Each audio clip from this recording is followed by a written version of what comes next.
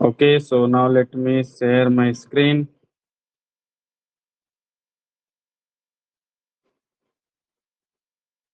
Is my screen visible to all of you?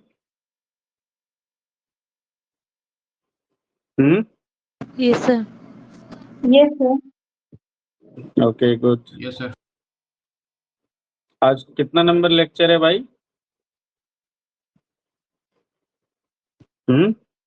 कितना आज lecture number कितना है ये? 15, I guess.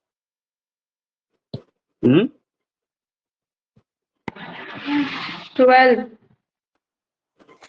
12 नहीं है, 14 होगा ये. Sir, 14 या 15 है.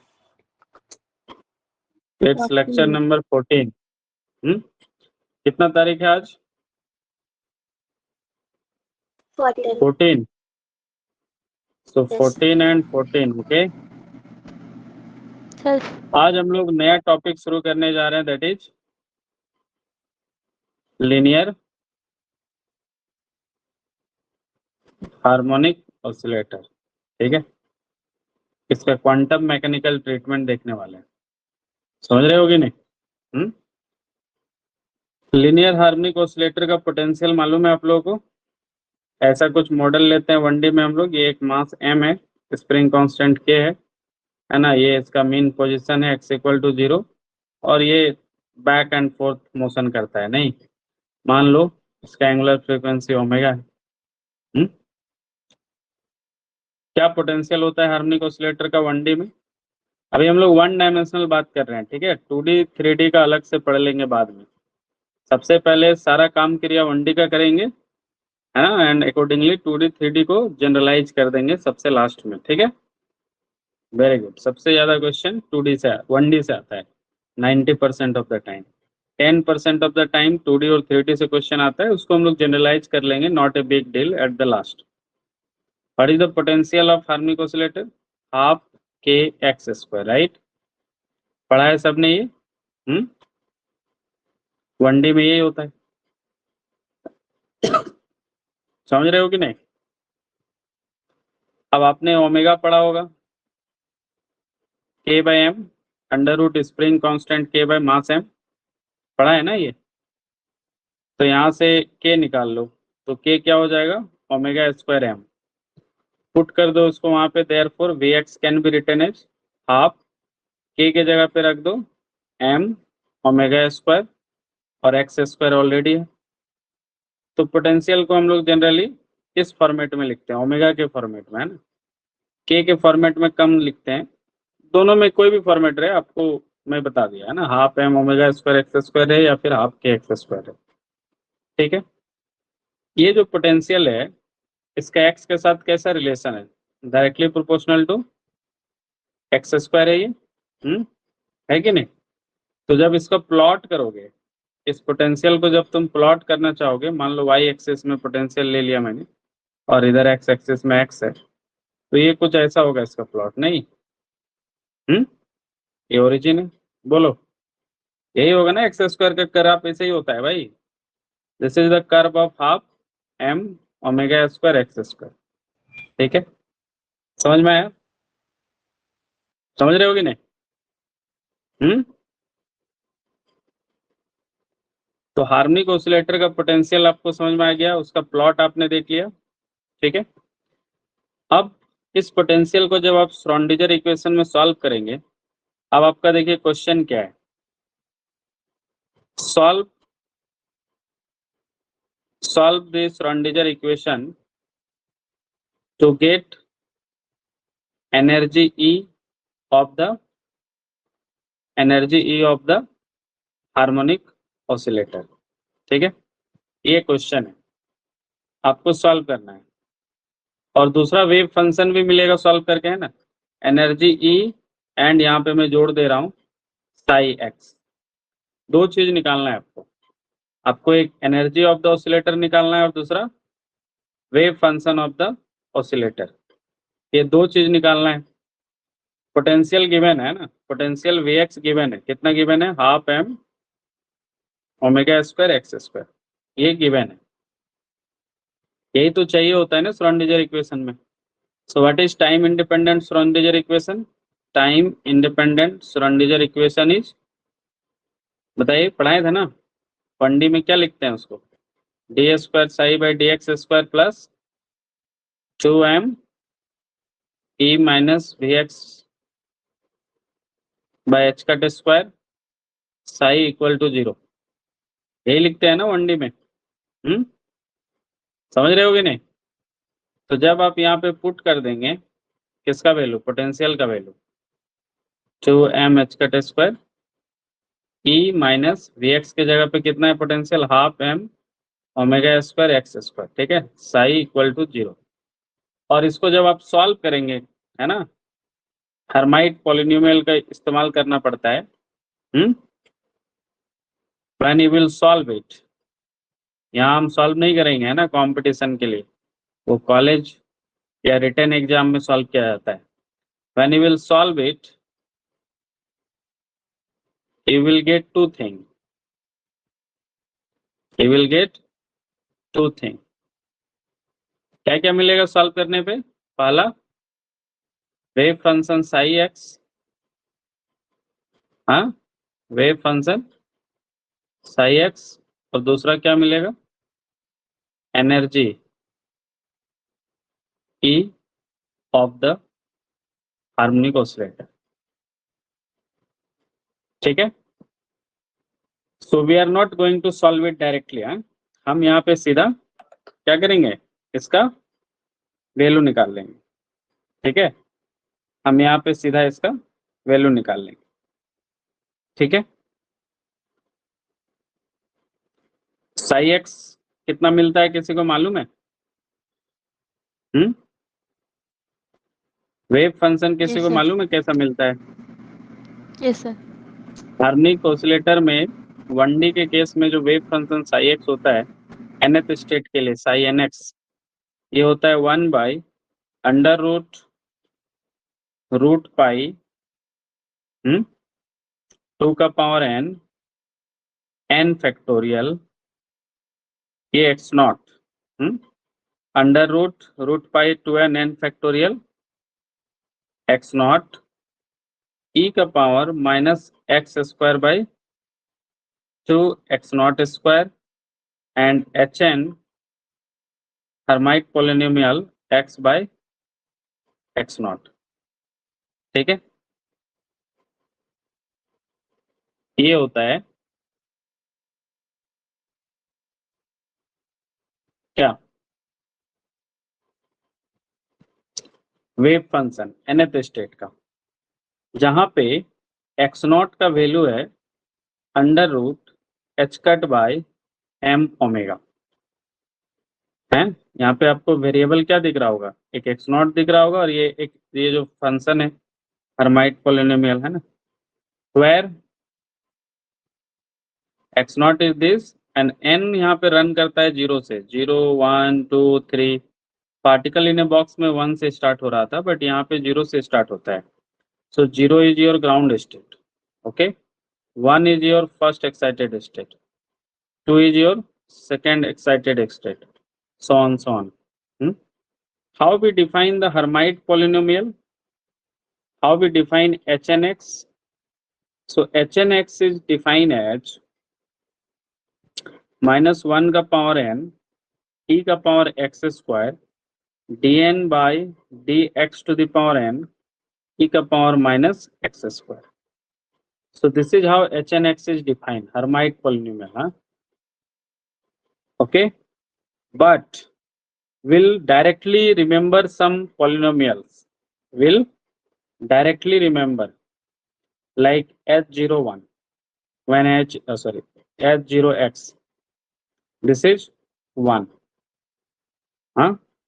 this is 1, या फिर it's better to take a symbol of y here. Why I am taking y? So that you will not get confused. Let's say variable is y. So let's now remember some polynomial. h0y is 1. When you will take n का value 1, यानी h1y, it is simply 2y. When you will take h2y, it is simply 4y square minus 2. When you will take n3, that is h3y, you will get 8yq minus 12y. When you will take h4y, eventually you will get 16y to the power 4 minus 48y square plus 12. Okay. When you will take h5y, eventually you will get 32y to the power 5. And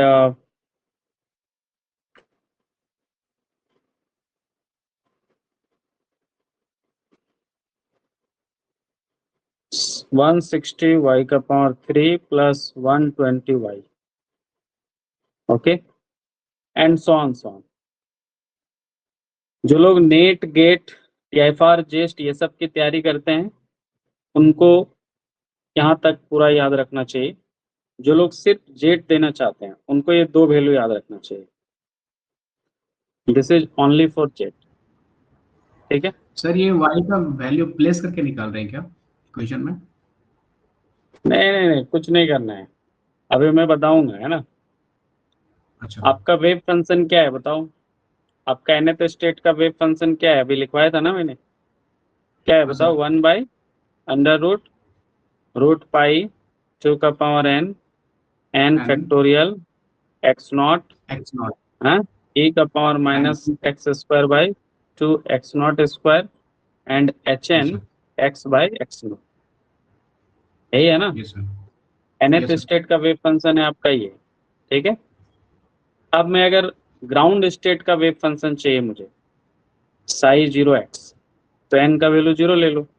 तो 1 by under root pi 2 का power 0 का factorial x0 e का power minus x square by 2 x0 square hn x by x0. अब हमने पढ़ा है,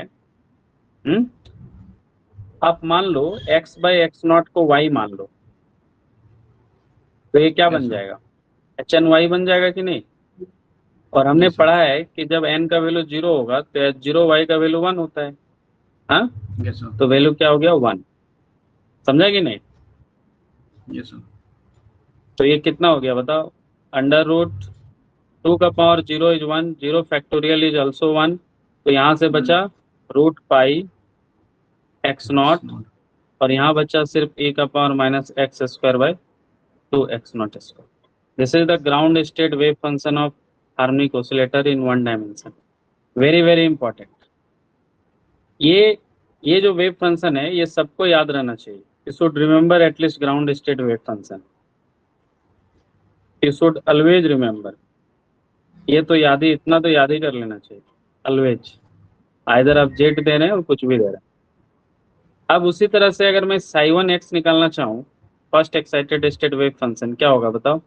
1 by under root pi 2 का power 1 2 हो जाएगा, 1 का फैक्टोरियल 1 हो जाएगा और x0 बचेगा. है और e का power minus x square by 2 x0 square as it is रहेगा.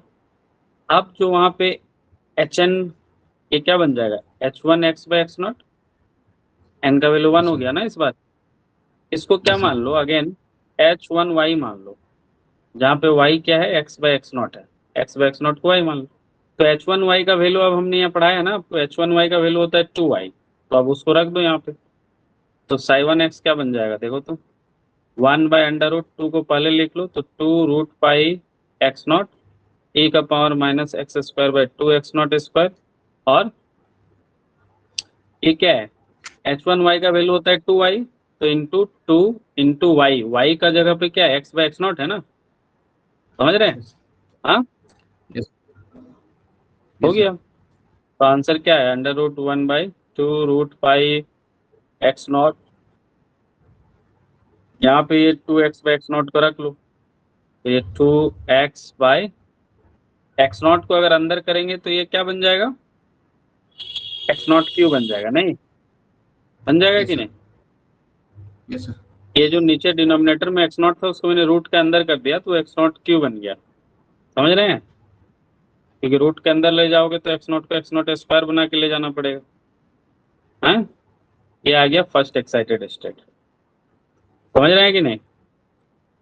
सेकेंड एक्साइटेड स्टेट का क्या होगा, साई टू एक्स का? मैं अब डायरेक्ट लिखूं? डायरेक्ट लिखूं मैं? Yes 1/8 root pi X not e का power minus x square by 2x not square है, अंडर ब्रैकेट क्या आएगा, 4y स्क्वायर माइनस 2 होता है ना, h2y का वैल्यू कितना है, 4y स्क्वायर माइनस 2, तो 4y के जगह पे क्या है, x बाई एक्स नॉट, तो x square by x not square minus 2, यही बनेगा ना भाई? बोलो हाँ या ना? हाँ बनेगा ना यही?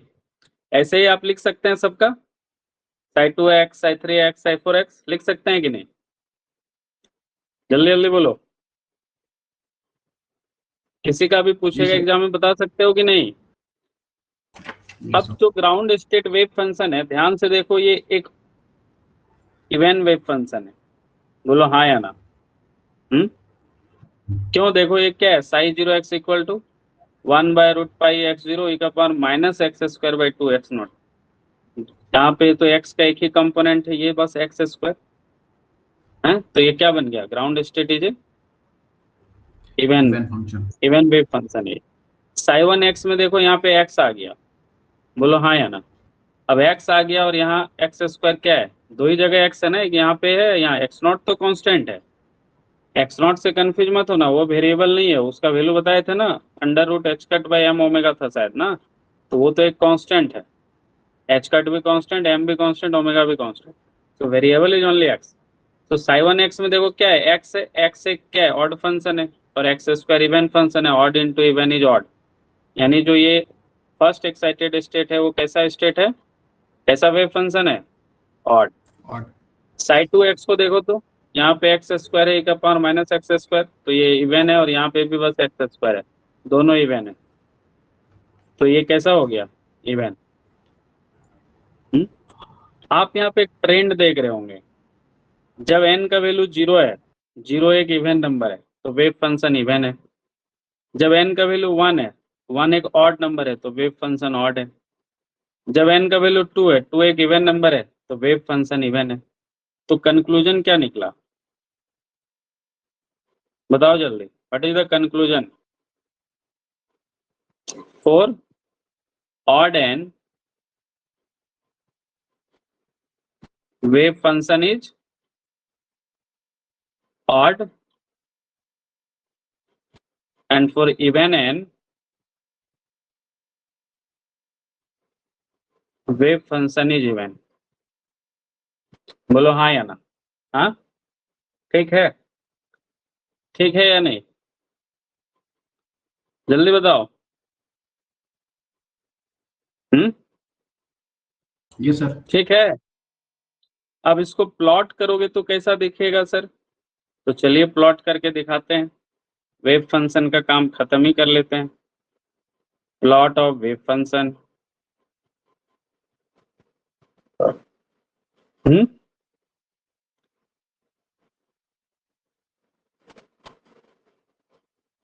ये है साई 0x ग्राउंड स्टेट। हाँ, ग्राउंड स्टेट का जो वेव फंक्शन का प्लॉट होता है बच्चों, कुछ ऐसा होता है,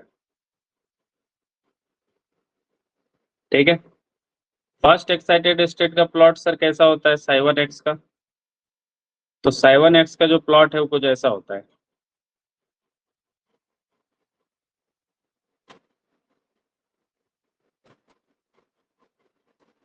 सर साई 2x का प्लॉट कैसा होता है वो भी बता दीजिए।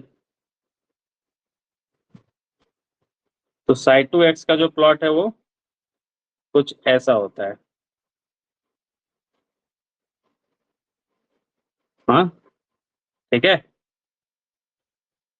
समझ रहे हो कि नहीं? साई 3x का सर प्लॉट कैसा होता है वो भी बता दीजिए। चलो वो भी बता देता हूँ, साई 3x का जो प्लॉट है वो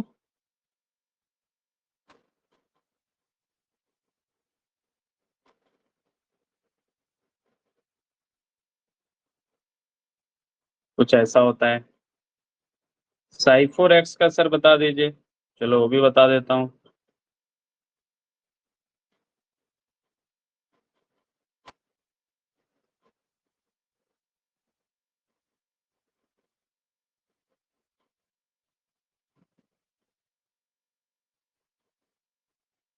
ऐसा होता है। साई 5x का आप ऐसे ही कर सकते हैं आगे। देखो तो ट्रेंड कैसा है, कुछ ट्रेंड पकड़ पा रहा है तुम लोग वेव फंक्शन में? हाँ, यहाँ पे 2-3 ना कंक्लूजन निकलता है जो एग्जाम में पूछता है। अच्छा बताओ, साई 0x ऑड स्टेट है कि इवन स्टेट है? Even sir. n0 even number है तो even state. Sai 1x odd state है कि इवन स्टेट है? Odd Odd, sir. State. Sai 2x कैसा है? इवन स्टेट है। साई 3x कैसा है? Odd state. साई 4x कैसा होगा? Even state even. होगा। आप एक चीज गौर करो, जो इवन स्टेट है वो कभी भी ओरिजिन से पास नहीं हो रहा है। देखो तो इधर एक्स एक्सिस है ना,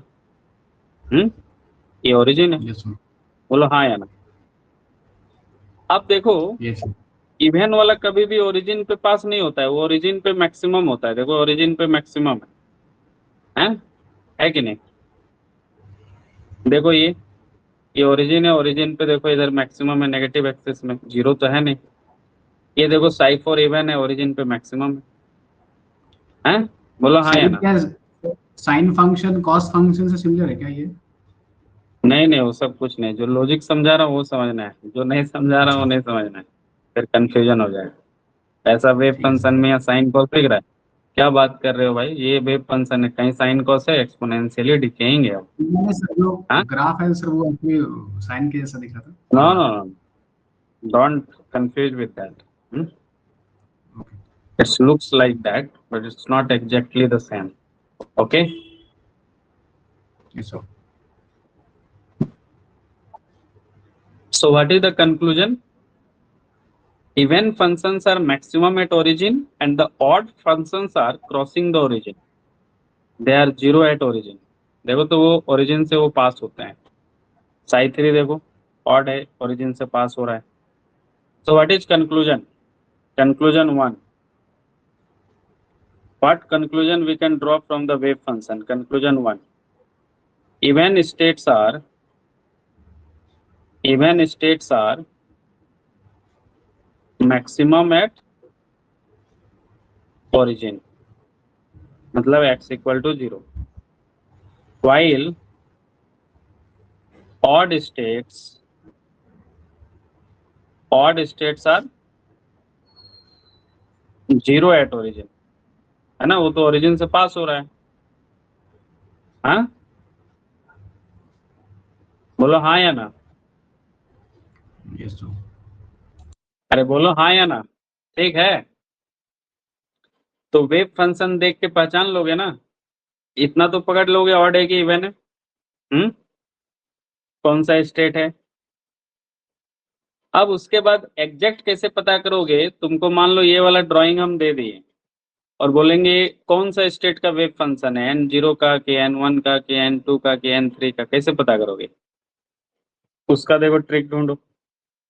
जब n0 है,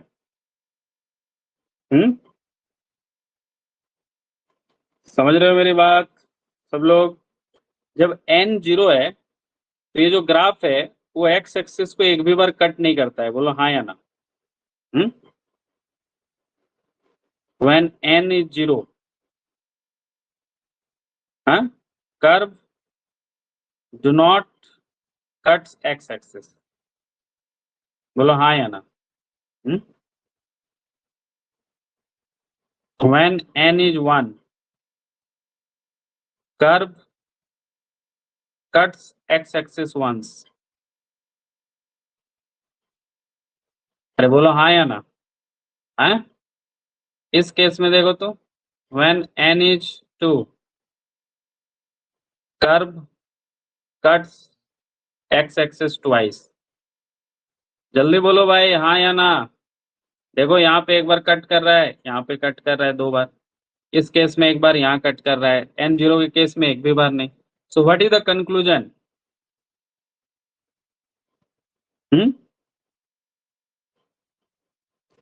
If psi is of nth state, कोई दिया हुआ वेव फंक्शन अगर nth स्टेट का है, then its curve will cut x axis n times। बोलो भाई समझ में आ रहा है कि नहीं? हैं? समझ में आ रहा है कि नहीं? मान लो मैंने एक तुमको दे दिया ये, मान लो चलो एक वेव फंक्शन हम दे रहे हैं, बताना ये कौन से स्टेट का वेव फंक्शन है।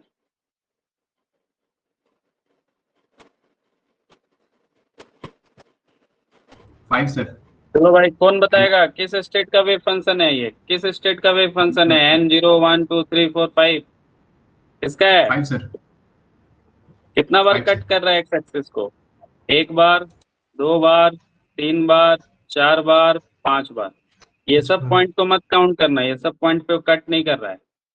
यानी n इक्वल टू 5, यानी कि ये साई कौन सा स्टेट का है? फिफ्थ स्टेट है। साई 5 को क्या बोलेंगे हम लोग? Fifth excited state. क्या बोलेंगे? हाँ, क्यों? क्योंकि यहाँ पे n0 ग्राउंड स्टेट होता है ना हार्मोनिक ऑसिलेटर में, तो n1 क्या हो जाता है यहाँ पे? फर्स्ट एक्साइटेड स्टेट हो जाता है। जबकि पार्टिकल इन ए बॉक्स में n1 क्या होता था? Ground state. तो वहाँ पे n2 होता था फर्स्ट एक्साइटेड स्टेट, इसलिए वहाँ पे n5 जो है वो फोर्थ एक्साइटेड स्टेट हुआ करता था। लेकिन यहाँ पे चूंकि n1 फर्स्ट एक्साइटेड स्टेट है तो n5 क्या हो जाएगा? फिफ्थ एक्साइटेड स्टेट हो जाएगा। यानी हार्मोनिक ऑसिलेटर में जो n का वैल्यू है एक्चुअली वो उतना ही एक्साइटेड स्टेट है, लेकिन पार्टिकल इन ए बॉक्स में जब n5 होता है तो फोर्थ एक्साइटेड, मतलब एक एक्साइटेड स्टेट पीछे चलता है नंबर से, नहीं क्यों? क्योंकि वहाँ n1 से शुरू होता है, यहाँ n0 से शुरू होता है। अरे बोलो बात समझ में आया सबको? ये सब लिख लेगा कॉपी में, जिंदगी में कंफ्यूज आ जाएगा। बता रहे हैं कोई मास्टर नहीं पढ़ाएगा। नोट कर लो इसको कि पार्टिकल इन ए बॉक्स में n1 से शुरू होता है, यहाँ n0 से शुरू होता है हार्मोनिक ऑसिलेटर में। ठीक है? और खाली हार्मोनिक ऑसिलेटर ही है जिसमें n0 से शुरू होता है, बाकी जगह n1 से शुरू होता है जनरली, ये भी ध्यान रखना।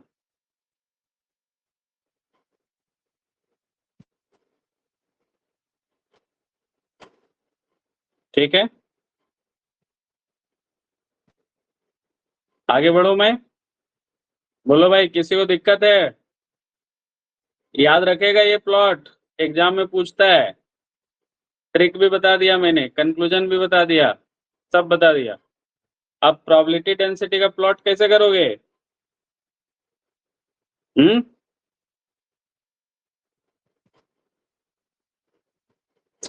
सिखाए थे ना पार्टिकल इन ए बॉक्स में, क्या बदलाव आएगा?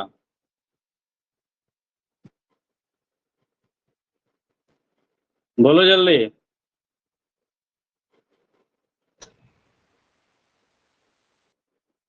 प्रोबेबिलिटी डेंसिटी ग्राउंड स्टेट का, तो साई 0x का मॉड लेना पड़ेगा और उसका होल स्क्वायर, यही करना पड़ेगा ना? हैं? क्या बोले थे? नेगेटिव पार्ट को पॉजिटिव ले जाना है। अब इसमें तो खाली ऊपरे में पॉजिटिव पार्ट है, ये और शार्प हो जाएगा स्क्वायर करने पे, नहीं ये पार्ट क्या हो जाएगा? और भी शार्प हो जाएगा स्क्वायर करने पे। इसमें तो कोई नेगेटिव पार्ट है नहीं कि ऊपर जाएगा। फर्स्ट एक्साइटेड स्टेट का प्लॉट कैसा दिखेगा? उसका प्रोबेबिलिटी डेंसिटीज, तो साई1x का मॉड का स्क्वायर कर दो। उसमें ये जो नीचे वाला पार्ट था, ये कहाँ चला जाएगा? ऊपर। ये जो नीचे वाला पार्ट था ये कहाँ चला जाएगा बच्चों? ऊपर चला ऊपर। जाएगा ऐसे।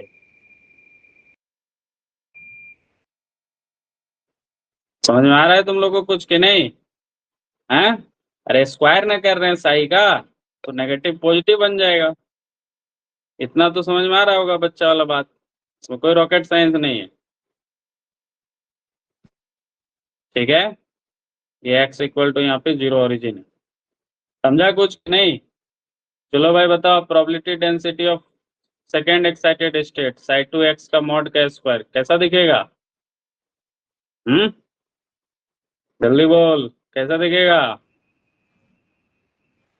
क्या था? साई2x का वेव फंक्शन ऐसा था ना, तो ये वाला जो बस नीचे वाला पार्ट है, ये वाला पोर्शन ये ऊपर चला जाएगा, तो उसमें कैसा दिखेगा?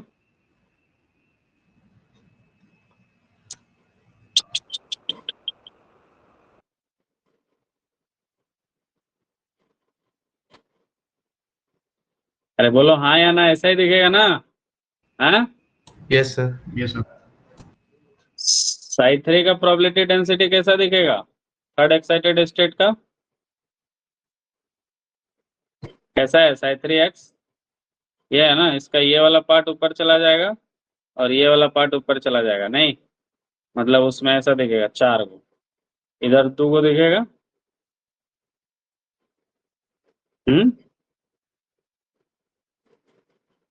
अरे बोलो हाँ या ना? हाँ? Yes, sir. समझ रहे हाँ, हो सर। कुछ बाबू लोग? अब तुम लोग को नॉड और एंटी नॉड सिखाए थे प्रोबेबिलिटी डेंसिटी वाला कर्व में, सिखाए थे? सिखाए थे कि नहीं? Yes, sir. अच्छा मान लो अगर Yes, sir. प्रोबेबिलिटी डेंसिटी का कर्व दिया रहेगा तो तुम लोग कैसे पकड़ेगा भाई कि कौन सा स्टेट का है ये? कुछ लॉजिक फाइंड करो। यहाँ पे क्या लॉजिक बैठ रहा है? जब n 0 है So n+1 peak. तो 1 पीक है, नहीं एक पीक है। देखो इसमें देखो तो जब n 1 है तो 2 पीक है, एक पीक है ना यहाँ पे, एक दूसरा पीक है।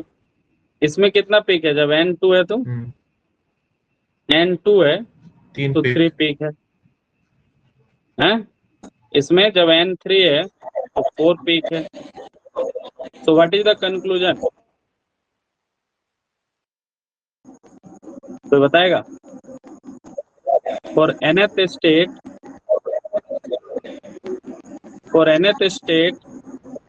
So the number of is equal to n plus 4.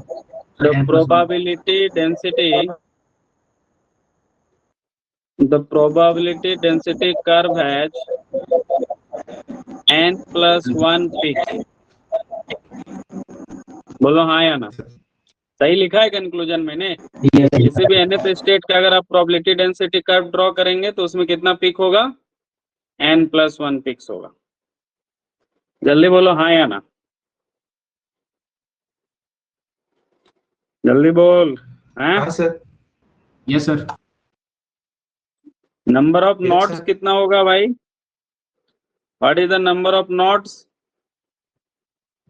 Number of nodes wave function को देख के बताना था ना। नंबर ऑफ नॉट्स सिखाए थे ना, किसको बोलते हैं नंबर ऑफ नॉट्स? जहां पे वेव फंक्शन मिनिमम होता है, नॉट्स किसको बोलते हैं? जहां wave function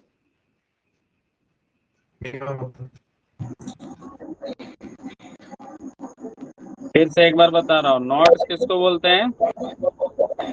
the points where psi x is 0, not minimum, actually it is 0. The points where psi x is 0. So number of nodes एक तरफ लिखो और एक तरफ वेव फंक्शन। psi 0x मतलब ग्राउंड स्टेट है, psi 1x मतलब first excited state, psi 2x मतलब second excited state, so on है। psi 3x देखो तो अब ग्राफ ये सब का वेव फंक्शन कितना जगह पे 0 है, देखो तो। देखो यहाँ पे आ जाओ, चलो भाई सब लोग यहाँ पे आ जाओ। ये है n इक्वल टू 0 यानी ग्राउंड स्टेट का वेव फंक्शन, नहीं यही है ना? Yes, sir. कितना जगह पे वेव फंक्शन 0 है? एक भी जगह पे नहीं है, कहीं पे नहीं ना। फर्स्ट एक्साइटेड स्टेट में एक ये पॉइंट है जहां पे वेव फंक्शन 0 है, सेकेंड एक्साइटेड स्टेट में 2 पॉइंट है जहां पे वो 0 है। अरे जितना जगह वो कट कर रहा है एक्स एक्सिस को उतना जगह पे नॉट होगा ना।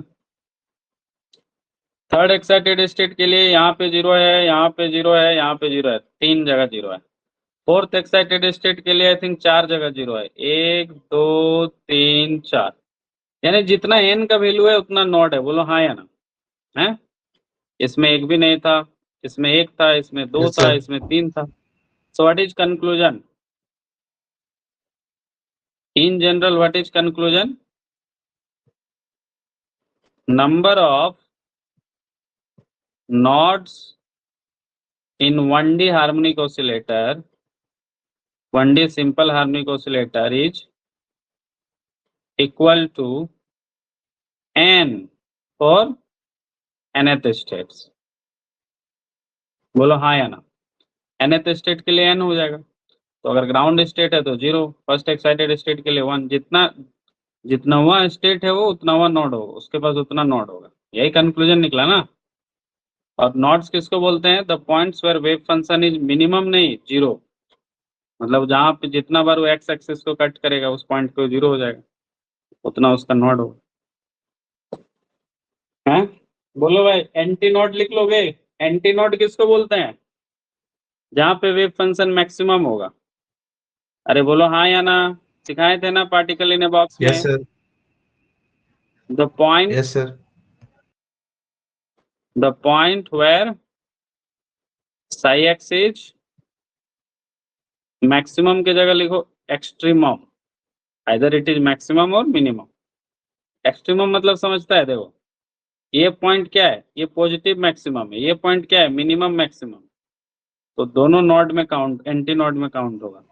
तो जब हम लोग मैक्सिमम और मिनिमम दोनों वैल्यू को लेते हैं एक्सट्रीमम बोलते हैं, और जब वो ओरिजिन पे होता है मतलब एक्स एक्सिस कट करता है तो 0। ठीक है, कंफ्यूज मत होना। There is one word called maximum, one word called minimum, one word called 0, और मैक्सिमम मिनिमम को दोनों को मिला के बोलते हैं एक्सट्रीमम। ठीक है, तो एंटी नोड में दोनों काउंट होगा। ठीक है, तो बताओ जनरल फार्मूला क्या होगा इसके लिए? एंटी नोड कितना होगा बताओ तो? ग्राउंड स्टेट के लिए एंटी नोड कितना था? 1। हाँ या ना? अरे ग्राउंड स्टेट में कई गो मैक्सिमा है? एगो मैक्सिमा है ना, एक मैक्सिमम, एक हो गया। इसमें कितना होगा? फर्स्ट एक्साइटेड स्टेट में यहाँ एक है और एक यहाँ पीक है, 2। So number off peak first excited state में, नंबर ऑफ एंटी नोड कितना होगा? हाँ 2। ऐसे ही 2। चलता रहेगा। क्या कंक्लूजन निकला? एक ज्यादा आ रहा है नहीं, जब n 0 है तो 1 है, n 1 है तो 2 है। सो कंक्लूजन क्या निकला? Number of anti node is n+1। हाँ, और nth स्टेट। बोलो हाँ या ना। बोलो जी। Yes sir. कुछ नहीं बोल रहा है तुम लोग। Yes, sir. Very good. Yes sir. ठीक है, यहाँ तक किसी को दिक्कत नहीं ना?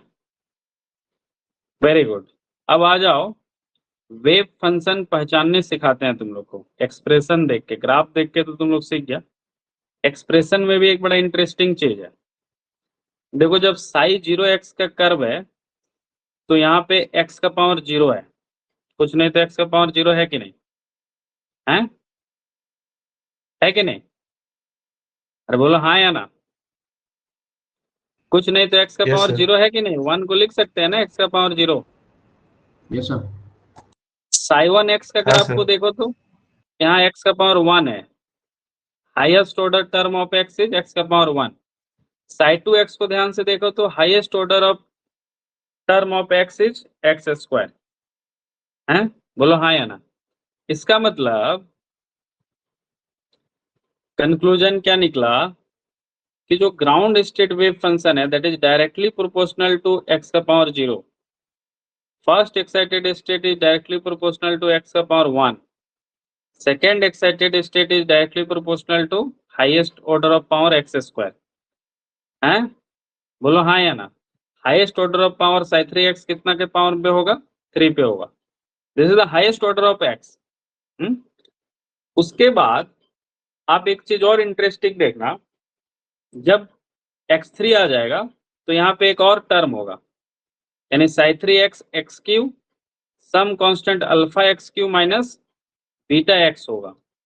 ठीक है, जब साई 4x आ जाएगा तो ये डायरेक्टली प्रोपोर्शनल होगा सम कांस्टेंट अल्फा x का पावर 4 होगा मैक्सिमम, और उससे 2 घटा दो माइनस बीटा x² होगा, प्लस माइनस कुछ भी ले लो, और प्लस माइनस सम कांस्टेंट होगा। Some constant. अब जब साई 5x लोगे तो हाईएस्ट ऑर्डर ऑफ पावर पहला टर्म क्या आएगा, सम कांस्टेंट अल्फा x का पावर 5। अब पावर में दो दो घटाते जाओ, तो x का पावर 5 के बाद नेक्स्ट ऑर्डर टर्म क्या दिखेगा, beta x Q plus minus gamma x Q के बाद दो पावर घटाओगे तो x दिखेगा है, और फिर कुछ कांस्टेंट टर्म आएगा तो आएगा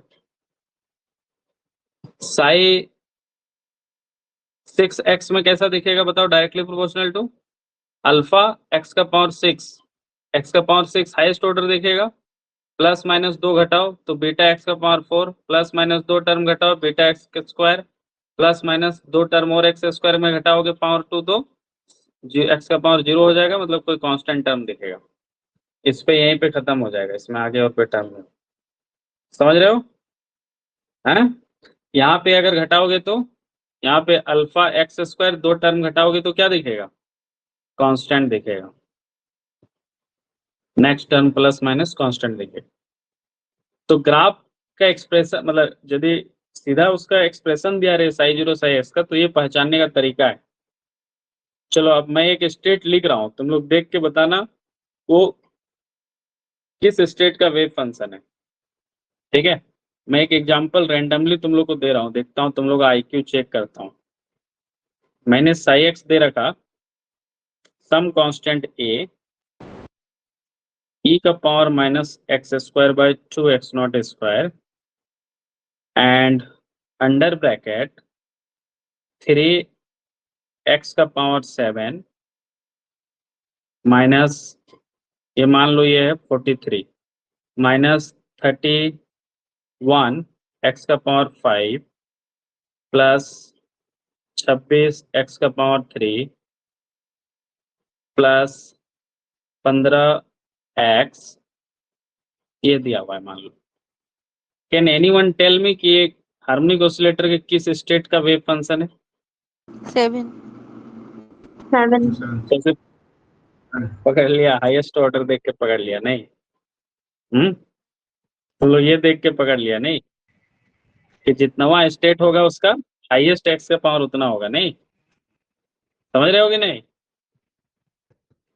और फिर एक्स में क्या होता चला जाएगा, दो दो घटता जाएगा। अभी मैं एक और क्वेश्चन बनाऊं, अब तुम लोग को फंसा दूंगा मैं। क्वेश्चन है which of the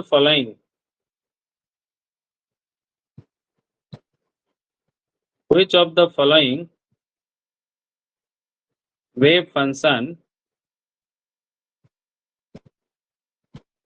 represents fourth excited state?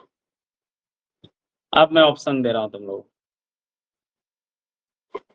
Some constant ए का power minus x square by x not square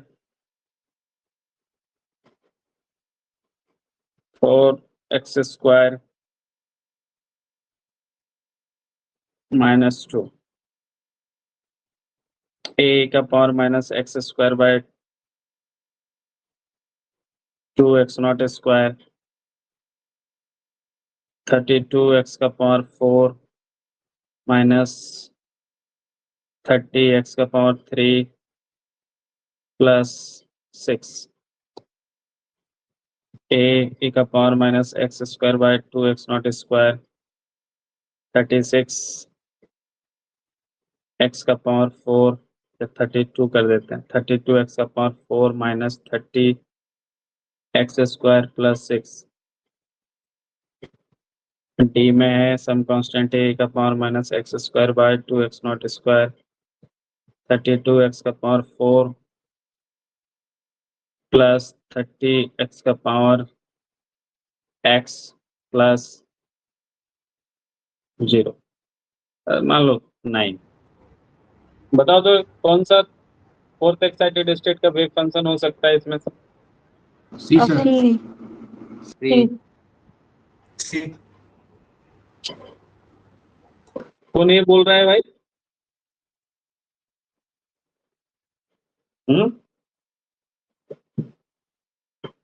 कौन विद्वान ये बोल रहा है?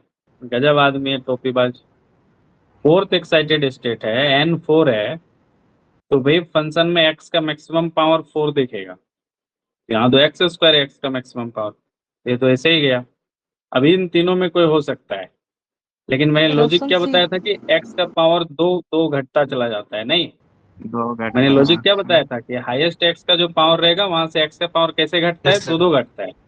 तो x का पावर 4 के बाद घट के x स्क्वायर नेक्स्ट टर्म होना चाहिए था, लेकिन ये x क्यों है, तो ये गया।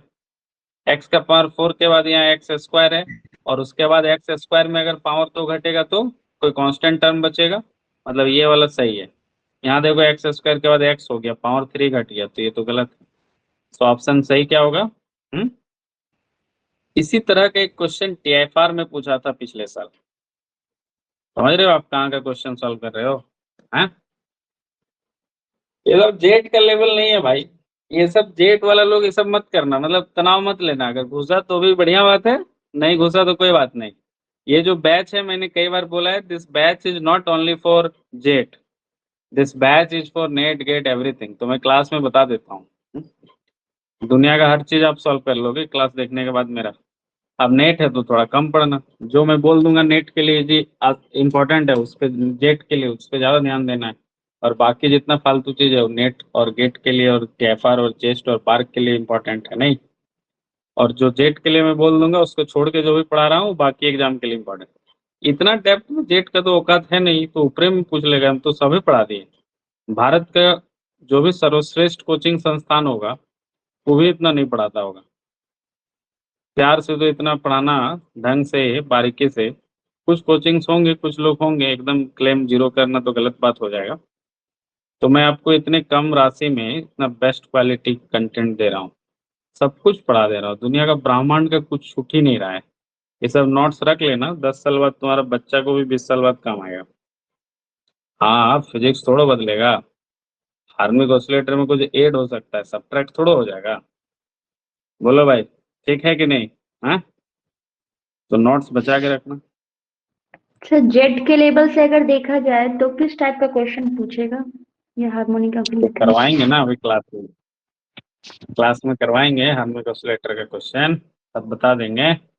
बाकी इसमें जो भी कॉन्सेप्ट ऊपर में बताए ना, wave function, ground state, first excited state, probability का प्लॉट, प्रोबेबिलिटी डेंसिटी का प्लॉट, ये सब इंपॉर्टेंट है। कितना नोड होगा, कितना एंटी नोड होगा, समझ रहे हैं कि नहीं? अभी एनर्जी का एक्सप्रेशन लिखूंगा, उसमें ग्राउंड स्टेट का एनर्जी निकालने आना चाहिए, फर्स्ट एक्साइटेड स्टेट का एनर्जी निकालने आना चाहिए, समझ रहे हैं? उसके बाद मैं क्वेश्चन भी अलग अलग एग्जाम का आपको करके दिखाऊंगा। फिर टेस्ट सीरीज लूंगा, टेस्ट में तो आपको पता ही चल जाएगा किस तरह क्वेश्चन आने वाला है, नहीं?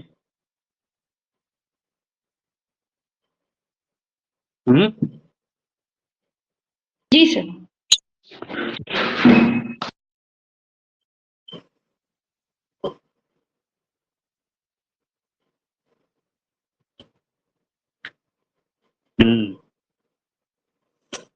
अब हम लोग एनर्जी का बात कर लें, वेव फंक्शन का बात हो गया, अब 1D बॉक्स का क्या बात कर लेते हैं?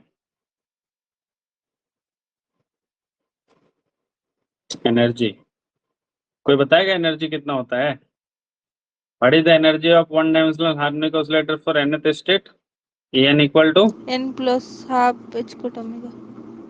h cot omega. ठीक है, बाकी लोग सुना है कभी? Yes. ये 1D के लिए Yes. है, अभी 1 डायमेंशनल पढ़ रहे हैं हम लोग। n का वैल्यू कहाँ से कहाँ रन करेगा? 1 से कि 0 से यहाँ स्टार्ट होगा?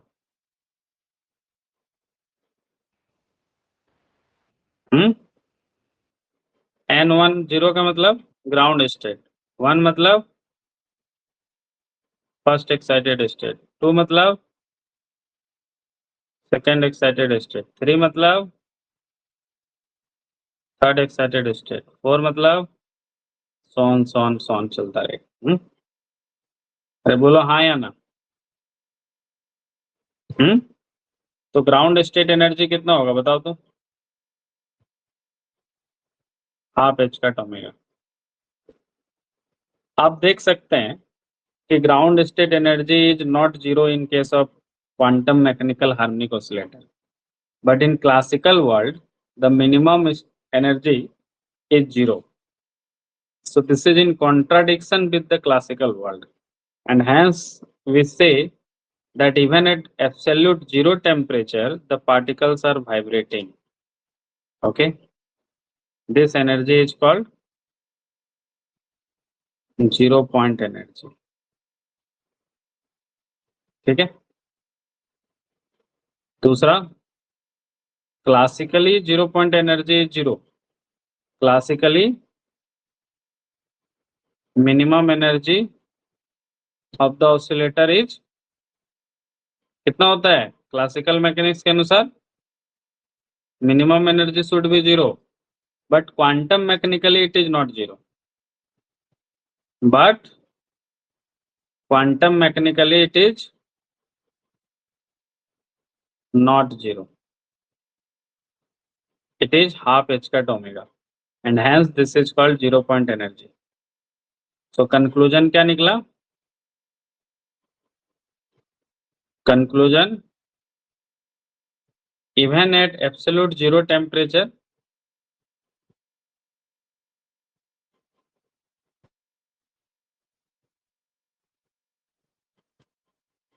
particles have motion.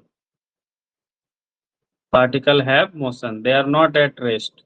It meaning they are not at rest. ठीक है, चलिए अब आपको जितना स्टेट का एनर्जी पूछेगा आप निकाल लीजिएगा, इसमें कौन सी बड़ी बात है कि नहीं? कोई रॉकेट साइंस नहीं है. ठीक है.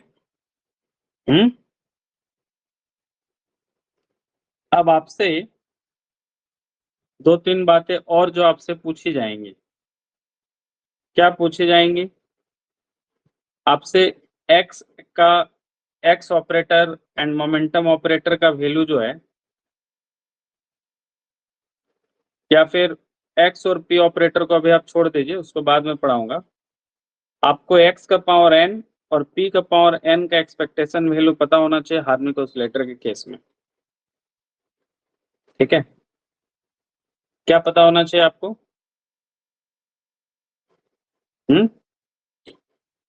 एक्स का पावर एन का expectation value for harmonic oscillator. So x का पावर एन का एक्सपेक्टेशन वैल्यू जो है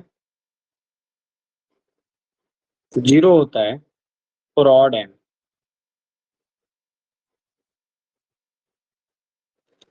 उसी तरह पी का पावर एन का एक्सपेक्टेशन वैल्यू भी जीरो होता है ऑड एन के लिए. ठीक है, इवन के लिए कोई जनरल फॉर्मूला नहीं होता है. एक्स स्क्वायर के लिए अलग फॉर्मूला है, एक्स का पावर 4 के लिए अलग है. आपको 2 तक याद रखिएगा, काम आ जाएगा. ठीक है, h cut by 2m omega 2n plus 1.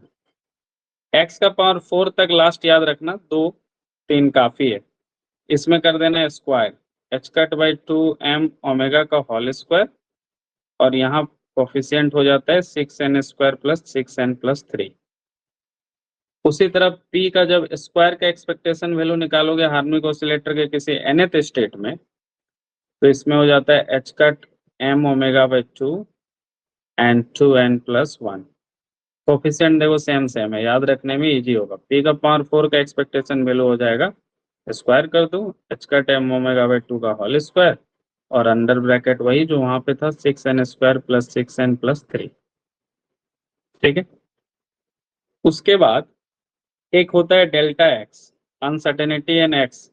Harmonic oscillator के किसी nth स्टेट में अनसर्टेनिटी इन एक्स जो है डेल्टा एक्स, इसका फॉर्मूला होता है under root h cut by 2m omega and 2n plus 1. ठीक है, डेल्टा p जो है इसका एक्सप्रेशन होता है h cut m omega by 2 and 2n plus 1. अब ये निकाल कैसे रहे हम लोग, इसका प्रूफ दिखा दूं मैं आप लोगों को? तो मैं प्रूफ दिखा देता हूं. याद है मैंने आपको uncertainty in any variable x का फॉर्मूला लिखाया था. क्या लिखवाया था? एक्स स्क्वायर आई थिंक हाँ, एक्स स्क्वायर का expectation value minus expectation value of x का होल स्क्वायर, यही था ना फॉर्मूला? Yes sir. बोलो हाँ या ना? हाँ सर। था ना यही भाई? Very good. Under root x square का एक्सपेक्टेशन वैल्यू का फॉर्मूला देखो लिखा है मैंने अभी। हार्मोनिक ऑसिलेटर के किसी nth स्टेट में एक्स स्क्वायर का एक्सपेक्टेशन वैल्यू का ये फॉर्मूला है, H cut by 2m omega 2n plus 1। कितना है? H cut by 2m omega 2n plus 1 minus expectation value of x का स्क्वायर। अब एक्सपेक्टेशन वैल्यू ऑफ एक्स का मतलब एक्स का पावर 1। बोलो हाँ या ना? हाँ हाँ या ना? अरे एक्स का एक्सपेक्टेशन वैल्यू मतलब एक्स का पावर 1 हुआ ना, ये तो जीरो हाँ हो सर। जाएगा। क्यों? क्योंकि ये एन का वैल्यू कितना हो गया? ऑड हो गया ना। तो बोला था कि अगर एक्स का पावर ऑड है तो एक्सपेक्टेशन वैल्यू जीरो होगा। इसका क्या कंक्लूजन है कि एक्स का एक्सपेक्टेशन वैल्यू, एक्स क्यू का एक्सपेक्टेशन वैल्यू, एक्स का पावर 5 का expectation value dot dot dot equal to zero हो जाएगा। ऑड पावर के लिए जीरो होता है। उसी तरह मोमेंटम में अगर पी का एक्सपेक्टेशन वैल्यू है, पी का पावर 3 का है, पी का पावर 5 का है, तो इनका एक्सपेक्टेशन वैल्यू क्या होगा? जीरो होगा। तो एक्स का एक्सपेक्टेशन वैल्यू जीरो और उसका स्क्वायर करोगे, जीरो का स्क्वायर क्या होगा? जीरो का स्क्वायर भी जीरो ही होगा। तो बचा क्या? Under root H cut by 2m omega 2n plus 1। ठीक है, समझ में आ रहा है? आ रहा है कि नहीं? उसी तरह इसका भी, for any variable p the uncertainty in p is called delta p and its expression is, इसको बोलते हैं अनसर्टेनिटी इन p, है ना। किसी के आगे डेल्टा लगा दो तो उसका अनसर्टेनिटी बन जाता है। अनसर्टेनिटी ऑफ ये मोमेंटम हो गया, p है तो ये x था तो पोजीशन हो गया। तो इसका फॉर्मूला वही होगा, पी स्क्वायर का expectation value minus expectation value of p का होल स्क्वायर। ये टर्म तो जीरो हो जाएगा। ऑड पी का पावर मतलब एक्सपेक्टेशन वैल्यू जीरो होता है। और पी स्क्वायर का एक्सपेक्टेशन वैल्यू अभी ऊपर में लिखवाए थे ना, h cut m omega by 2 and 2n plus 1। ठीक है, अब देखो सर इसको याद कैसे रखें सर? इतना लंबा चौड़ा आप लिखा दिए हैं, कुछ ट्रिक व्रिक बताइए, नहीं तो कंफ्यूज आ जाएंगे हम लोग एग्जाम में, है कि नहीं?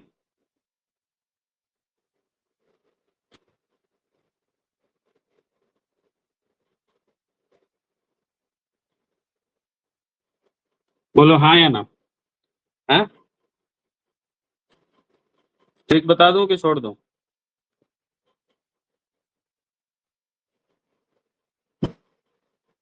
छोड़ दूं? बताइए सर, ठीक है, छोड़ देता बता हूँ। दीजिए सर। अच्छा बता दो, ठीक है। अब तुम लोग इच्छा नहीं है तो कोई बात नहीं, मेरा क्या है, हमको तो ये करता है। देखो ये तो याद रहेगा, अगर x का पावर ऑड हो तो उसके लिए जीरो, p का पावर अगर ऑड हो तो उसके लिए जीरो, ये याद रहेगा, है ना। अब इवेन के लिए कोई जनरल फॉर्मूला नहीं है, तो तुमको दो टर्म तक याद रखना है, एक्स स्क्वायर का एक्सपेक्टेशन वैल्यू और एक्स का पावर 4 का, पी स्क्वायर का एक्सपेक्टेशन वैल्यू और पी का पावर 4 का। अब अगर वो एक्स का पावर 6 पूछ ले, पी का पावर 6 पूछ ले, एक्स का पावर 8, पी का पावर 8, वो सब पूछेगा नहीं और तुमको याद भी नहीं रखना है। पूछ ले हुए तो छोड़ देना है। ठीक है, कितना याद रखोगे? अब इसका ट्रिक देखो बताता हूँ, मोमेंटम और एक्स दोनों को लिंक कैसे करोगे। इसका कोफिशिएंट याद रखो H cut by 2m omega. ठीक है, एक्स स्क्वायर में जब आओगे तो इस कोफिशिएंट का बस स्क्वायर कर दो। देखो तो h cut by 2m omega whole square बस है, क्योंकि एक्स स्क्वायर से एक्स पर आओगे तो पावर 2 बढ़ रहा है, तो स्क्वायर कर दो। ऐसे लॉजिक याद रखो। बोलो कोफिशिएंट याद हो गया? फर्स्ट टर्म याद हुआ कि नहीं? H cut by 2m omega, Yes. H cut by 2m omega whole square. उसके बाद ये वाला वैल्यूज तुमको जिंदगी में याद हो जाएगा बार बार लिखने से, 2n प्लस 1, और यहाँ पे कोफिशिएंट क्या है? 6n square plus 6n plus 3। देखो 6 6 हाफ 3 2 तो उसका हाफ 1। ठीक है, याद रहेगा। यहाँ है 2n प्लस 1 और यहाँ है 6n square plus 6n plus 3। अब देखो आ जाओ यहाँ मोमेंटम में, ये सेकेंड टर्म सेम सेम है। देखो 2n प्लस 1 और यहाँ पे 6n square plus 6n plus 3। बोलो हाँ या ना? बोलो हाँ या ना? हाँ, यस सर। यस और सर। कोफिशिएंट का फर्स्ट टर्म का क्या होगा सर, तो उसका ट्रिक देखो, ये जो एम और ओमेगा है ना, जो एम और ओमेगा जो फैक्टर है नीचे, उसको खाली ऊपर ले जाओ। देखो एम ओमेगा ऊपर चला गया, बोलो कोई दिक्कत नहीं ना। और पी का पावर 4 में क्या करना है, ये जो h cut by M omega by 2 है उसका होल स्क्वायर करना है, तो देखो उसका खाली होल स्क्वायर है। बोलो ट्रिक याद रहेगा कि नहीं? हाँ, यस अब डेल्टा एक्स और डेल्टा पी भी याद रहेगा। कैसे? तो डेल्टा एक्स क्या है, कुछ नहीं है, अंडर रूट क्या है, अंडर रूट एक्स स्क्वायर का एक्सपेक्टेशन वैल्यू है, और एक्स स्क्वायर का एक्सपेक्टेशन वैल्यू ये है, इसको पुट कर दो तो अंडर रूट एक्स स्क्वायर का expectation value is delta x, under root p square का expectation value is delta p, और पी स्क्वायर तो तुम याद किए हो यहाँ। बोलो याद रहेगा कि नहीं? Yes sir. बढ़िया, एग्जाम में सब क्वेश्चन आता है भाई, क्वेश्चन पूछो अभी। Yes sir. देखो क्वेश्चन कैसे आता है। What is the value of expectation value of x square for first excited state of harmonic oscillator? कैसे सॉल्व करोगे बता दो।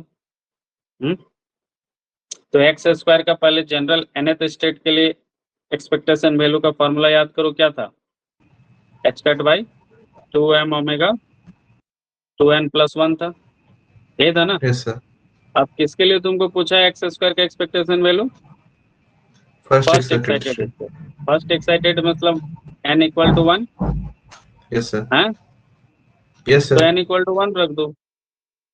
क्या करो, H cut by 2m omega, इसमें तो कुछ बदलेगा नहीं, यहाँ तो n है नहीं, 2n प्लस 1 बदलेगा नहीं, क्या बन जाएगा, 2 इंटू एन का वैल्यू 1 प्लस 1 3 हो जाएगा। तो आंसर क्या आएगा, 3/2 h cut by M omega.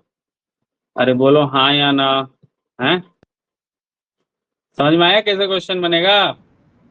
Yes sir. मैंने आपको nth स्टेट का लिखवाया है, वो किसी भी स्टेट का पूछ लेगा नहीं। Yes sir. Very good. ऐसे अब इन तमाम फॉर्मूला का ऐसे ही तुम क्वेश्चन इमेजिन कर सकते हो, सेम कुछ भी निकालने बोल देगा किसी भी स्टेट के लिए, तो उसका जिस स्टेट का जो फॉर्मूला पूछेगा वो फॉर्मूला nth स्टेट का यूज करना है, और जिस स्टेट का पूछेगा उसका n का वैल्यू रख देना, ग्राउंड स्टेट का तो n0 रख देना, फर्स्ट एक्साइटेड स्टेट तो n1 रख देना, सो ऑन। ठीक है, इतना कॉन्सेप्ट क्लियर। इस पे क्वेश्चन ये सब मैं दे दूंगा, टेस्ट पे मैं दे दूंगा, है ना, टेंशन मत लो। फॉर्मूला यूज करने मैंने सिखा दिया, ऐसा ही क्वेश्चन टेस्ट पे आएगा, किसी भी फॉर्मूला पे आ सकता है, कुछ भी निकालने बोल सकते हैं। Half harmonic oscillator, oh shit my bad. एक होता है कॉन्सेप्ट है हाफ हार्मोनिक ऑसिलेटर, इस पे भी सवाल आता है, इसको भी निपटा ही देते हैं। क्या कॉन्सेप्ट है बच्चों?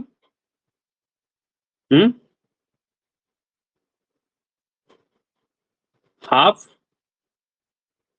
हार्मोनिक ऑसिलेटर, ठीक है। दरअसल इसमें हम लोग क्या करते हैं, हमारा जो मेन हार्मोनिक ऑसिलेटर था उसका पोटेंशियल का कर्व कुछ ऐसा था, बोलो हाँ या ना। तो उसका जो पोटेंशियल Vx था half m omega square x square, ये किस रीजन के लिए था, ओनली x ग्रेटर देन 0 या फिर इक्वल और ग्रेटर देन 0? ओरिजिन पे भी है ना ये पोटेंशियल, यहाँ पे भी है ये पोटेंशियल। तो x greater than 0 and equal to 0 है ना, इक्वल का साइन रहेगा तब समझ जाना कि ये अभी जो तुम ऊपर में भाषणबाजी किए जिस हार्मोनिक ऑसिलेटर का मतलब फुल हार्मोनिक ऑसिलेटर नहीं, अगर क्या हो x ग्रेटर देन और इक्वल का साइन हो। लेकिन अगर मैं वहीं पे कई बार एग्जाम में ना ऐसा वाला पोटेंशियल लिख देता है half m omega square x square x only greater than 0, सावधान हो जाना अगर ऐसा एक्सप्रेशन दिखे तो, है इसको हाफ हार्मोनिक ऑसिलेटर बोलते हैं। क्या बोलते हैं? Half harmonic oscillator. और ये वाला क्या था, फुल हार्मोनिक ऑसिलेटर। क्या चेंजेस है दोनों में? इसका जो प्लॉट है वो कुछ ऐसा दिखता है, ऐसा, समझा है? अरे आधा ना दिखेगा भाई, आधा खत्म हो गया। हाफ हार्मोनिक ऑसिलेटर है तो हाफ दिखेगा, है दरअसल इसमें करते क्या है हम लोग, यहाँ पे पोटेंशियल को इनफाइनाइट कर देते हैं x इक्वल टू 0 पे। यहाँ पे पोटेंशियल क्या कर देते हैं, इनफाइनाइट, समझा। ओरिजिन पे पोटेंशियल को क्या कर देते हैं, इनफाइनाइट। तो जब ओरिजिन पे पोटेंशियल को इनफाइनाइट करोगे तो ओरिजिन पे वेव फंक्शन वेनिश हो जाएगा। बोलो हाँ या ना। तुम लोग को पढ़ाए थे acceptability of wave function. if the potential, if the Vx is infinite at origin, then psi must have to vanish at origin। बोलो हाँ या ना। तुम लोग एक Yes. पॉइंट लिखवाए थे ना फिजिकल एक्सेप्टेबल वेव फंक्शन में कि जहां पोटेंशियल इनफाइनाइट हो जाएगा वहां वेव फंक्शन को 0 होना पड़ेगा। Yes, sir. बोलो हाँ या ना। अब तुम अपना फुल हार्मोनिक ऑसिलेटर का वेव फंक्शन जो प्लॉट किए थे उस पे आ जाओ। कहाँ पे प्लॉट किए थे, यहाँ पे ना। ये कौन सा पोटेंशियल अभी पढ़ रहे हैं हम लोग, ये फुल हार्मोनिक ऑसिलेटर पढ़ा रहे थे तुमको, है ना। यानी कि पोटेंशियल जो है half M omega square x square, यहाँ लिख दो 4x greater than equal to 0। किस केस के लिए ये, 4x greater than equal to 0 के लिए है, समझ रहे हो, फुल हार्मोनिक ऑसिलेटर। इसका जो वेव फंक्शन है उसको ध्यान से देखो तो कौन कौन सा वेव फंक्शन ओरिजिन पे वेनिश कर रहा है, देखो तो। क्या n इक्वल टू 0 ओरिजिन पे वेनिश कर रहा है, ओरिजिन पे तो ये मैक्सिमम है, नहीं कर रहा है। n इक्वल टू 1 वाला जो वेव फंक्शन है वो ओरिजिन पे वेनिश कर रहा है, हाँ कर रहा है कि नहीं। देखो यहाँ पे ये 0 है ओरिजिन पे। n इक्वल टू 2 वाला वेव फंक्शन ओरिजिन पे 0 है, नहीं है, वो तो यहाँ मैक्सिमम है भाई, है। n इक्वल टू 3 वाला वेव फंक्शन ओरिजिन पे वेनिश कर रहा है, हाँ कर रहा है। n इक्वल टू 4 वाला ओरिजिन पे वेनिश कर रहा है, नहीं कर रहा है। मतलब जो ऑड नंबर वाला वेव फंक्शन है ना ओरिजिनल फुल हार्मोनिक ऑसिलेटर का, वही सिर्फ ओरिजिन पे वेनिश कर रहा है। और हाफ हार्मोनिक ऑसिलेटर का अभी जो हम लोग लॉजिक देखे, उस लॉजिक से कंक्लूजन क्या निकला, ये है हाफ हार्मोनिक ऑसिलेटर। और इसका लॉजिक क्या है, इसका जो x इक्वल टू 0 है ओरिजिन, वहां पे पोटेंशियल इनफाइनाइट हो जाता है, तो वहां पे वेव फंक्शन को वेनिश होना पड़ेगा। और कौन कौन सा wave function x equal to 0 पे वेनिश होता है, only n equal to odd psi are vanishing at origin. बोलो हाँ या ना। Therefore allowed n for half harmonic oscillator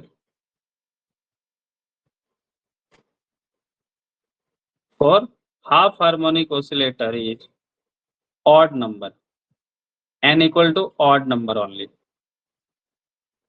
बताओ कौन को n इक्वल टू क्या क्या इसका अलाउड वैल्यू होगा, बताओ तो। हाफ हार्मोनिक ऑसिलेटर का कहां शुरू होगा, 0 से कि 1 से, हाँ 1 से होगा ना। 1 से। 3 5 7 9 11। अरे बोलो हाँ या ना, हाँ जल्दी बोलो भाई, हाँ या ना। Yes sir. हाँ यही होगा ना, कुछ नहीं बोल रहा है, गजब पहले। Yes sir. ठीक है, तो जब मैं n ऐसा लिखूंगा तब एनर्जी का वैल्यू क्या होगा, वही जो उसका था, लेकिन n का वैल्यू सिर्फ यहाँ ऑड अलाउड होगा। लेकिन मैं अगर n का वैल्यू 0 से लिखना चाहूँ हाफ हार्मोनिक ऑसिलेटर में भी, तब एनर्जी का एक्सप्रेशन क्या लिखना पड़ेगा, 2n प्लस 3/2 h का ओमेगा लिखना पड़ेगा। इस केस में आप n का वैल्यू हाफ हार्मोनिक ऑसिलेटर के लिए भी 0 1 2 3 ले सकते हैं। लेकिन अगर आप फुल हार्मोनिक ऑसिलेटर का एनर्जी का एक्सप्रेशन यूज कर रहे हैं तो आपको n का वैल्यू क्या लेना पड़ेगा, सिर्फ ऑड लेना पड़ेगा। दोनों से आंसर सेम ही आएगा। तो एग्जाम में ना दोनों पूछ चुका है। एक बार ई वाला एग्जाम में पूछा था, एक बार ई वाला पूछा था। बोला था हाफ हार्मोनिक ऑसिलेटर के लिए कौन सा सही है, तो भाई ये भी सही है, ये भी सही है। अगर आप फुल हार्मोनिक ऑसिलेटर का एनर्जी एक्सप्रेशन यूज कर रहे हैं तो आपको n का सिर्फ ऑड वैल्यू लेना पड़ेगा। मतलब जो 1 है वो इस केस में ग्राउंड स्टेट है, 3 है वो इस केस में फर्स्ट एक्साइटेड स्टेट है, 5 इस केस में सेकेंड एक्साइटेड स्टेट है, 7 इस केस में थर्ड एक्साइटेड स्टेट है, समझ रहे हैं।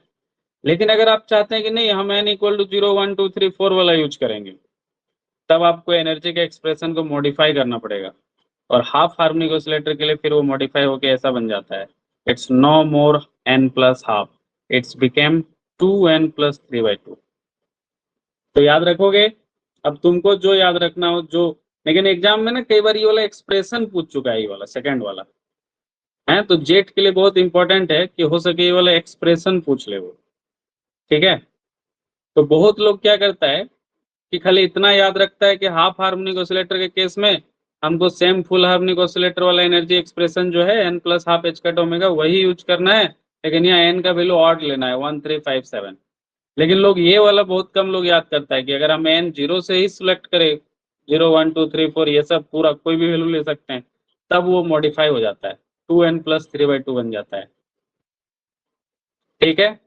तो अगर एक्सप्रेशन एग्जाम में पूछ ले डायरेक्ट, तो उसकी उस पर्पस के लिए सेकंड वाला याद रखना, वरना न्यूमेरिकल अगर सॉल्व करना बोले, एनर्जी निकालने बोले हाफ हार्मोनिक ऑसिलेटर का, ग्राउंड स्टेट का, फर्स्ट एक्साइटेड स्टेट का, तब फिर इस फॉर्मूला का तामझाम मत लेना, तब तुम अपना फुल हार्मोनिक ऑसिलेटर वाला फॉर्मूला भी यहाँ भी यूज करना, लेकिन बस खाली ध्यान रखना कि यहाँ पे n का वैल्यू कौन सा अलाउड होगा इस केस में, 1 3 5 7 8 9 सॉरी 1 3 5 7 9 11 13 मतलब ऑड नंबर से। तो मैं एक क्वेश्चन दूं, yes sir. find the third excited state energy for the potential given, for the potential given, ठीक है। फर्स्ट में जो पोटेंशियल गिवन है वो ऐसा है, half m omega square x square for x greater than equal to 0 and 0 otherwise. दूसरा case में जो पोटेंशियल है Vx वो ऐसा है, half m omega square x square for x less than 0 and 0 otherwise. तीसरा केस में जो पोटेंशियल दिया है वो ऐसा दिया है, half m omega square x square for x greater than 0 and 0 otherwise. अब तुम में से पहले तो तुम लोग ये बता दो मेरे को, इनमें से कौन कौन सा पोटेंशियल फुल हार्मोनिक ऑसिलेटर है और कौन कौन सा हाफ हार्मोनिक ऑसिलेटर है, कौन बताने सकेगा? कोई है विद्वान? क्या लॉजिक बताए थे? अगर सर, x ये वाला ग्रेटर देन और है। इक्वल भी रहा तो ये फुल हो जाएगा, नहीं ये क्या है? Yes, sir. Full harmonic oscillator है। क्यों? क्योंकि यहाँ x greater than equal to 0 है, इक्वल का साइन आ जाए तो वो आप फुल हार्मोनिक ऑसिलेटर। बाकी ये देखो क्या है, इसमें x लेस देन सिर्फ 0 है, तो ये हाफ हार्मोनिक ऑसिलेटर है। नहीं, इसका ग्राफ कैसा बनेगा? इसका ये लेस देन 0 है ना, तो इसका इधर वाला रहेगा और यहाँ पे पोटेंशियल ओरिजिन पे क्या हो जाएगा? पोटेंशियल इनफाइनाइट हो जाएगा। ये वाला देखो तो ये ओनली x ग्रेटर देन 0 के लिए है, मतलब ये भी हाफ हार्मोनिक ऑसिलेटर है, लेकिन ये पॉजिटिव साइड में है। नहीं, इसका ये वाला पार्ट है और ये वाला पार्ट क्या है? ओरिजिन पे पोटेंशियल क्या हो गया? इनफाइनाइट हो गया है। अरे बोलो, बात समझ में आया कि नहीं? और ये फुल हार्मोनिक ऑसिलेटर, इसका ग्राफ कैसा होगा? इसका पूरा ऐसा होगा। Yes, sir. तो इन दोनों केस के लिए एनर्जी का एक्सप्रेशन सेम यूज होगा। अब कुछ लोग ये मत बोलना आप तो खाली सर x ग्रेटर देन 0 पढ़ाए थे इसलिए हम यहाँ वाला क्वेश्चन दे दिए, x लेस देन 0 रहे वो भी तो हाफ हार्मोनिक ऑसिलेटर ही बन जाएगा ना, हाँ वो भी तो हाफ हार्मोनिक ऑसिलेटर ही बन जाएगा। और ये वाला रहे ऐसा दिखे, तो इसलिए पोटेंशियल बहुत केयरफुली देखना होता है। हार्मोनिक ऑसिलेटर के क्वेश्चन में आपको न्यूमेरिकल सॉल्व करते समय पोटेंशियल को बहुत केयरफुली देखना होता है कि वो हाफ हार्मोनिक ऑसिलेटर का क्वेश्चन है, फुल हार्मोनिक ऑसिलेटर। अब यहाँ हमने तीनों दे दिया है, और क्या निकालना है? थर्ड एक्साइटेड स्टेट का एनर्जी। पहला वाला क्या है? Full harmonic oscillator. तो उसका सॉल्यूशन कैसा होगा बताओ? फुल हार्मोनिक ऑसिलेटर के लिए एनर्जी का एक्सप्रेशन 1D में n plus half H cut omega, लेकिन फुल हार्मोनिक ऑसिलेटर के n का वैल्यू कहाँ से शुरू होता है? 0 1 2 3 4 5 सारे वैल्यू अलाउड होते हैं। नहीं, तो थर्ड एक्साइटेड स्टेट का मतलब क्या हो गया? ये ground state, first excited state, second excited state, third excited state, मतलब n इक्वल टू 3। तो E3 निकाल लो, E3 का वैल्यू कितना होगा? n प्लस हाफ, मतलब 3 plus half H cut omega. ये कितना हो जाएगा? 7/2 एच कट ओमेगा। है, समझ में आया? Yes, sir. समझ में आया कि नहीं? दूसरा वाला क्या है? दूसरा प्लस तीसरा, दोनों का आंसर तो सेम आएगा, बोलो हाँ या ना। दोनों है क्या हाफ हार्मोनिक ऑसिलेटर?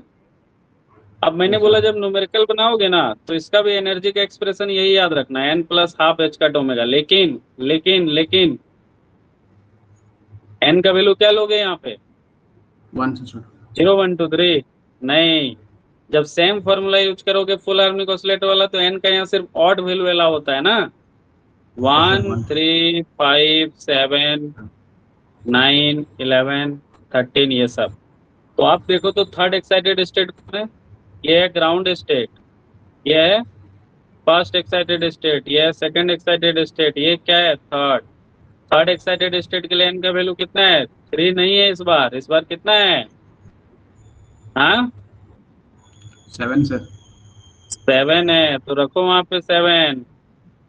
ये 7 कितना निकलेगा? हाँ 7 plus 7 half plus half h H cut cut omega. Omega कितना आएगा? ये 15/2 एच कट ओमेगा, ये एनर्जी होगा। ठीक है, ये होगा हाफ हार्मोनिक ऑसिलेटर का थर्ड एक्साइटेड स्टेट का energy. This is not same as full harmonic oscillator. इसका तो 7/2 आया था, इसका 15/2 है ना। अब यहाँ पे तुमको अगर दूसरा वाला जो फॉर्मूला मैंने बताया, एक दूसरा फॉर्मूला क्या बताया मैंने? 2n plus 3/2 h cut omega, यही ना। इस केस में तुम n 0 1 2 3 ले सकते हो, 4 5 एकदम रेगुलर, 6 सॉन देख लो, इससे भी चेक कर लो। इस फार्मूला के केस में अगर ऐसा ले सकते हैं तो ये ग्राउंड स्टेट हो गया, ये फर्स्ट एक्साइटेड स्टेट, ये हो गया थर्ड एक्साइटेड स्टेट। नहीं यानी इस फार्मूला Yes. के केस में एज इट इज चलेगा, तो थर्ड एक्साइटेड स्टेट का मतलब इस फार्मूला के अकॉर्डिंग n = 3, तो निकाल लो। तो ये 3 कितना आएगा? 2 × 3 plus 3/2 h cut omega. Solve करो तो इसको कितना आएगा?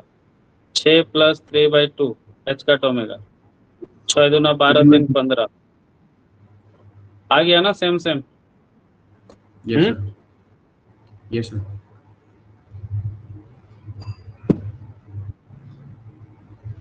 तो न्यूमेरिकल बनाते समय कौन सा फार्मूला याद करोगे हाफ हार्मोनिक ऑसिलेटर का? ये वाला, इसको याद रखना, बस इसमें इतना Yes. याद रखना। फुल हार्मोनिक ऑसिलेटर वाला ही याद रखना, नहीं तो हचपच हो जाएगा। कल इतना याद रखना कि n का वैल्यू ऑड नंबर अलाउ होता है। ठीक है, लेकिन अगर एग्जाम में ना कई बार ये वाला एक्सप्रेशन हुआ डायरेक्ट पूछ लेता है, तब खाली इसका काम है तुम्हारे लिए। तो इसको उस लिहाजे से ध्यान में रखना कि ऐसा भी कुछ एक्सप्रेशन अगर n 0 से शुरू कर दे हाफ हार्मोनिक ऑसिलेटर में तो ऐसा एनर्जी का एक्सप्रेशन मॉडिफाई हो जाता है। अगर एग्जाम में स्टेटमेंट सीधा जेट में सीधा पूछ ले, कई एग्जाम में पूछा हुआ है डायरेक्ट।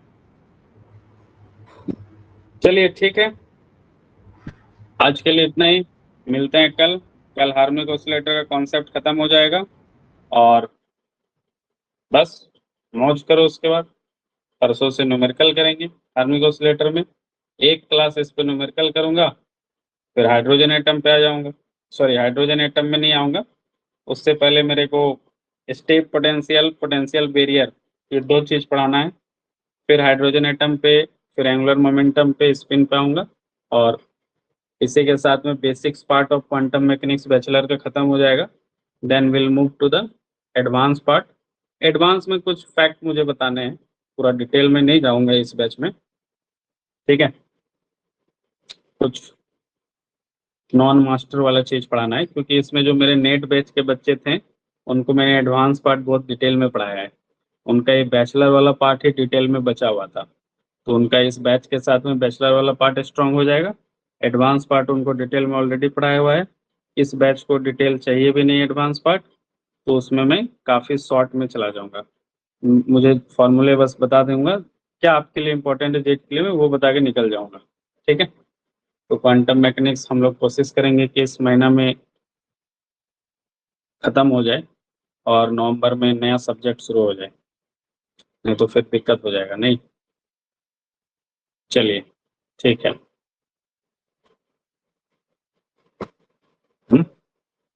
किसी को कुछ पूछना है? नहीं ना? ठीक है, let me stop sharing, stop the recording.